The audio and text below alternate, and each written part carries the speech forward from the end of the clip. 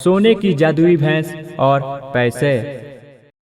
एक छोटे से गांव में एक छोटू नाम का एक लड़का रहता था। वह बहुत ही गरीब था और किसी के घर भैंसे चराकर अपना गुजारा करता था। एक दिन की बात है, छोटू भैंसों को लेकर जंगल में चराने के लिए गया। वहां पर थोड़ा आराम करने के लिए बैठ गया तो उसको नींद आ गई।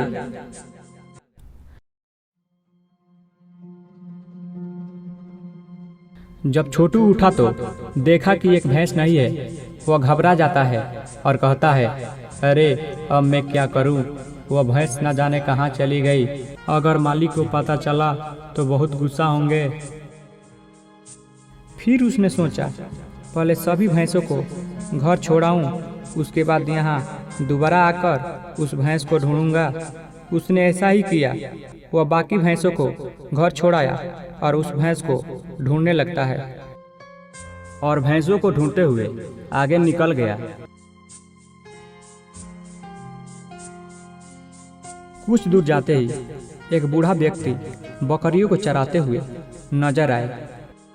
छोटू बूढ़ा आदमी के पास जाता है और कहता है, बाबा क्या आपने मेरे भैंस को देखा है? बाबा ने कहा, हाँ, जब मैं बकरियां चरा रहा था तब एक भैंस उस घाटी की तरफ गया, लेकिन वहाँ भूलकर भी मत जाना, क्योंकि उस घाटी के पास कोई भी जाता है तो वापस नहीं आता, क्योंकि उस घाटी के पास एक दानव का बसेरा है। तुम अपने घर चले जाओ और उस भैंस को भूल जाओ।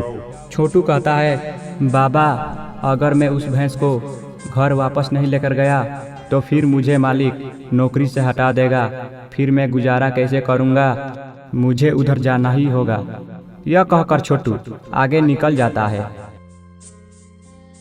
और जाते जाते रात हो गई। तभी छोटू को एक गुफा नजर आई। फिर छोटू ने सोचा, लगता है आज रात इसी गुफा में गुजारनी पड़ेगी और जैसे सुबह होगा फिर उस भैंस को ढूंढने के लिए निकल जाऊंगा। जब छोटू गुफा के अंदर चला जाता है तो उसे एक चमकता हुआ पत्थर दिखाई देता है। तभी वह पत्थर के पास जाता है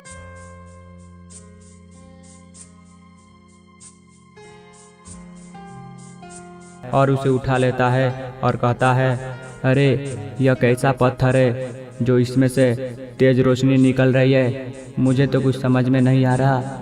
ये सारी बातें बोल ही रहा होता है। तभी अचानक में उस गुफा के तरफ एक शैतान राक्षस आ रहा होता है। छोटू उसे देखकर डर जाता है और भागने लगता है। तभी अचानक में छोटू गायब हो जाता है और अपने घर को पहुंच जाता है। अरे ये क्या, मैं अचानक अपने घर कैसे आ गया? मुझे तो कुछ समझ में नहीं आ रहा।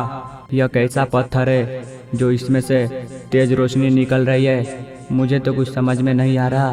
तभी वह जादुई पत्थर छोटू के हाथ से छूटकर हवा में उड़ने लगता है और कहता है,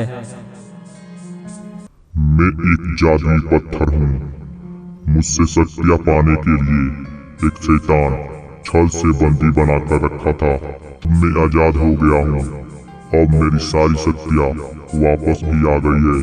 ये सारी बातें कर ही रहा होता है।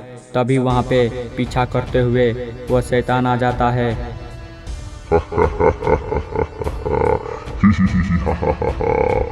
तुम मेरे नजरों से नहीं बच सकते। तुम्हारे साथ साथ ये निर्दोष लड़का भी मारा जाएगा। यह कहकर शैतान हमला करने लगता है, लेकिन कुछ भी असर नहीं पड़ता है। फिर वह जादुई पत्थर अपने शक्तियों से उस राक्षस को मार देता है। फिर छोटू से कहता है, अब मुझे जाना होगा अपने दुनिया में। मेरे पास ज्यादा समय नहीं है। तुमने मेरी मदद की है, इसके बदले में तुम्हें कुछ देना चाहता हूँ। यह कहते ही वहाँ पे एक सोने की भैंस प्रकट हो जाती है।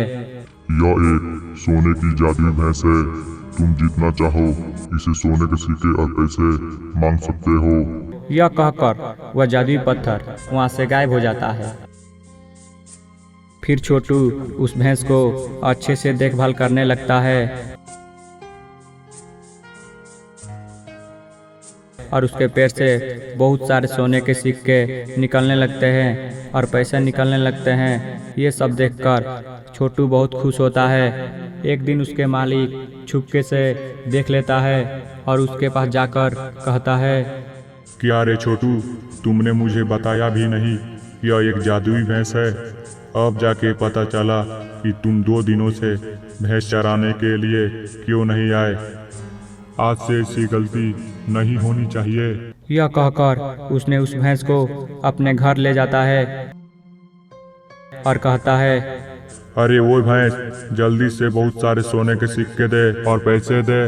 तभी वह सोने की जादुई भैंस अपने पैरों से झट से मारती है और कहती है, मैं एक जादुई भैंस हूँ। मैं उस इंसान को मदद करती हूँ जो सच्चे और ईमानदार हो।